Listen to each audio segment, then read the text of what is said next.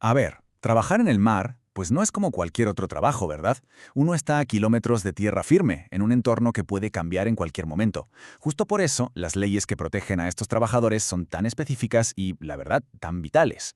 Hoy vamos a sumergirnos en ese mundo legal, un universo que, como veremos, tiene sus propias reglas. Para entenderlo todo, vamos a seguir, por así decirlo, el viaje de un trabajador del mar.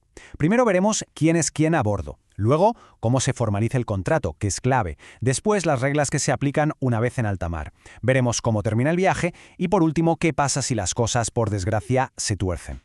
Vale, pues vamos a empezar por el principio, por lo más básico. En cualquier barco, la ley reconoce dos figuras principales que son las que definen toda la relación laboral.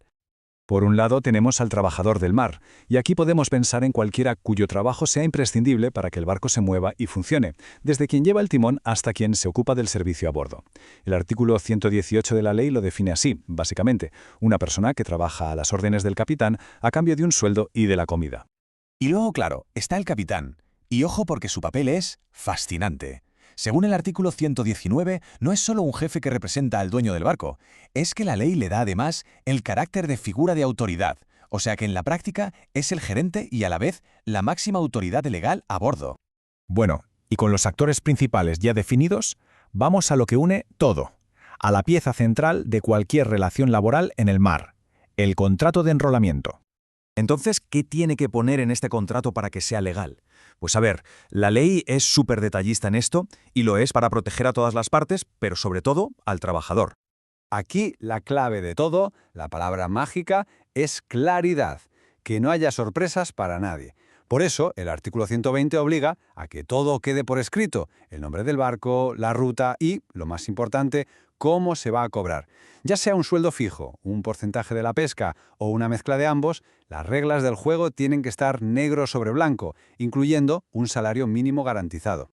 Y de hecho es que hay una cita del propio artículo 120 que lo deja clarísimo. La ley no solo pide un contrato, exige uno que se entienda. El objetivo es evidente, que no haya letra pequeña ni jerga legal que pueda confundir, para que el trabajador sepa perfectamente a qué se está comprometiendo.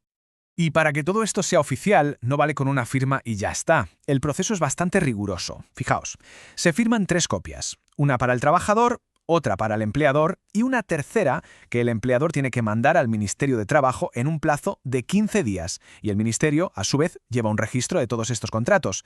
Vamos, que todo queda registrado y es transparente. Vale, ya tenemos el contrato firmado, el barco zarpa y ahora es cuando las reglas del juego cambian. Entramos en un territorio legal muy particular que no tiene nada que ver con lo que pasa en tierra. Y empezamos con algo que es fundamental, una norma de protección básica, la edad. Para poder trabajar en un barco de pesca, la edad mínima es de 16 años. Esto lo dice el artículo 120 bis. La ley es tajante prohibiendo el trabajo infantil en el mar. La única excepción son los buques escuela que estén acreditados, claro. ¿Y qué pasa con la pasta si el viaje no sale como estaba previsto? Pues el artículo 126 establece una protección muy interesante para el trabajador. Si el viaje se alarga más de la cuenta, el salario sube en proporción. Pero, y esto es lo importante, si por lo que sea el viaje se acorta, el salario no se puede tocar, no se puede reducir. Y atentos a esto, porque es probablemente una de las protecciones más potentes que existen para la gente del mar. Según el artículo 127, el propio barco, con todo lo que lleva, motores, equipos y hasta la mercancía, funciona como una garantía. ¿Y qué significa esto? Pues que el barco mismo responde por los salarios y las indemnizaciones. Es la garantía definitiva de que se va a cobrar. Pero, claro, no todos son derechos sin más. Hay un límite muy claro en alta mar. El artículo 132 es tajante. La huelga es ilegal mientras el barco esté navegando o fondeado fuera de su puerto. Aquí la seguridad y que el barco siga funcionando son la prioridad absoluta. Bueno, pero todo viaje tiene un final, así que vamos a ver cómo regula la ley el momento de concluir el contrato, de terminar la travesía laboral. Aquí nos encontramos con la obligación más sagrada, por así decirlo, del empleador. El artículo 121 lo deja bien claro. Antes de dar por acabado el contrato, el empleador tiene el deber ineludible de devolver al trabajador al puerto que se acordó.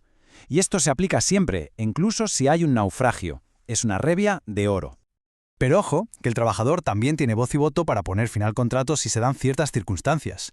El artículo 124 establece lo que se llaman causas justas. Por ejemplo, si cambian al capitán por otro que no ofrece garantías de seguridad o de ser un buen profesional, o si de repente se cambia el destino del barco y no es el que se había pactado.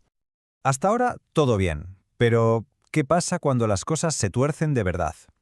La ley también se pone en lo peor y tiene protecciones específicas para escenarios como una enfermedad, un naufragio o incluso la muerte. Esta es la pregunta del millón, ¿no? Si alguien se pone enfermo en mitad del océano, ¿qué derechos tiene? ¿Quién se hace cargo de todo? Pues aquí la ley, a través del artículo 129, es súper protectora, la verdad. Toda la responsabilidad es del empleador. Tiene que pagar todos los gastos médicos tanto en el barco como en tierra. Mientras el trabajador se recupera, tiene derecho a la mitad de su sueldo. Y una vez que esté bien, también tiene derecho a que lo lleven de vuelta a casa. Y si ya nos vamos al peor escenario posible, que el barco se pierda, el artículo 122 deja las compensaciones muy claras. Si hay un naufragio, el contrato se acaba, y el trabajador tiene derecho a una indemnización de 2 meses de salario. Y si lo que pasa es que el barco se vende o cambia de nacionalidad, la compensación es incluso mayor, 3 meses de salario. Y por último, la ley se pone en la situación más trágica de todas, el fallecimiento de un trabajador. El artículo 130 es muy específico sobre cómo se debe liquidar su sueldo para entregárselo a la familia. Todo depende de cómo cobrara. Si era por tiempo, se le paga lo que había ganado hasta ese día. Si era por viaje, la mitad del sueldo si muere a la ida y el sueldo completo si es a la vuelta. Y si va la parte, a la familia le corresponde la parte íntegra que le tocaba.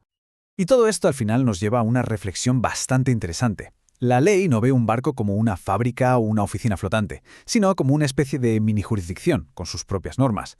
Y la pregunta es, ¿qué nos dice esto sobre ese equilibrio tan delicado y tan único que existe entre el poder y la protección cuando se está en alta mar?